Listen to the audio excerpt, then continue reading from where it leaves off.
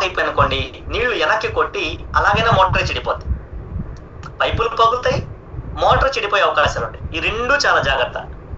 ఎందుకంటే మీరు మోటార్ అనుకోండి స్విచ్ ఆఫ్ చేసుకోవచ్చు, అరే అని చెప్పేసి మీరు ఎప్పుడు కావాలన్నప్పుడు స్విచ్ ఆఫ్ చేసుకోవచ్చు.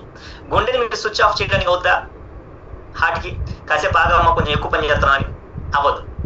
అది ఒకసారి ఆఫ్ అయితే మళ్ళీ స్టార్ట్ కూడా అవ్వదు. సో ఇది నిరంతర ప్రక్రియ. అది సర్క్యులేట్ చేస్తూ ఉంటుంది. నిమిషానికి 72 సార్లు అలా పంప్ చేస్తూ ఉంటుంది.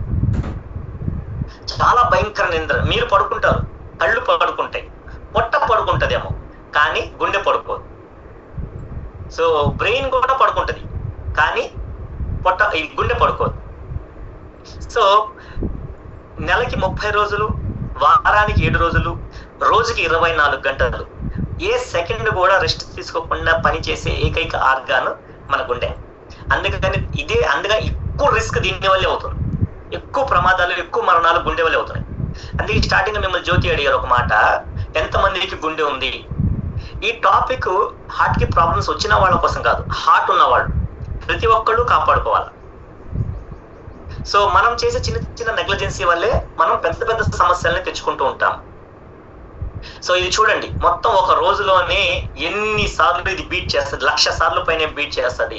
సో ఎంత బ్లడ్ ని సర్క్యులేట్ చేస్తుంది, దాదాపుగా 8 నుంచి 10 స్విమ్మింగ్ పూల్స్ బ్లడ్ వాటర్ ఎంత ఉంటుందో అంత బ్లడ్ ని ఎవ్రీడే ఇది సర్క్యులేట్ చేస్తూ ఉంటుంది. ఎంత పెద్ద పనో చూడండి. ఒక రోజు ఇది చేసే పని అతి భయంకరమైన పని, సైలెంట్ గా చేసుకుంటది. దీనికి మోటార్ మనం ఆన్ చేస్తే బయట పెద్దగా సౌండ్ వస్తుంది, గుర్రని సౌండ్ వస్తుంది. ఇది ఇంత పని చేస్తుంది. ఆ మోటార్లు మనం రోజు వాడే మోటార్ల కంటే కూడా పెద్ద పని. ఎందుకంటే మనం రోజు మోటార్ ఎంతసేపు వేస్తాము? ఒక అరగంట వేస్తాం, లేదా 1 గంట వేస్తాం, లేదా 2 గంటలు వేస్తాం.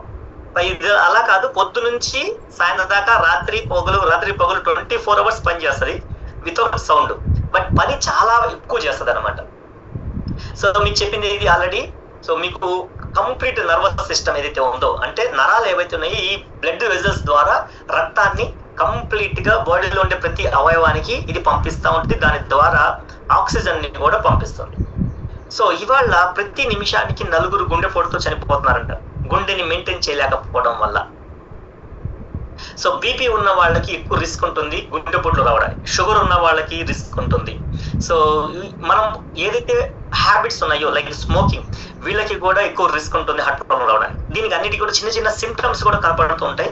దాని నుంచి మనం ముందే జాగ్రత్త పడాలి. ప్రతిరోజు 1000 మందికి పైన ఈ గుండెపోటులతో చనిపోతున్నారు జనాలు. న్యూస్ లో ఇవన్నీ రావు. సో ప్రతిరోజు కామన్ అయిపోయింది గుండెపోటుతో చనిపోవడం అనమాట. So healthy heart, unhealthy heart. మనం బాడీని సరిగా చూసుకోకపోతే మన పొట్టలో పెరిగే కొవ్వు శాతం వల్ల కూడా ఆటోమేటిక్గా మన గుండె చుట్టూ కొవ్వు శాతం పెరిగిపోతూ ఉంటుంది. హెల్దీగా ఉండాల్సిన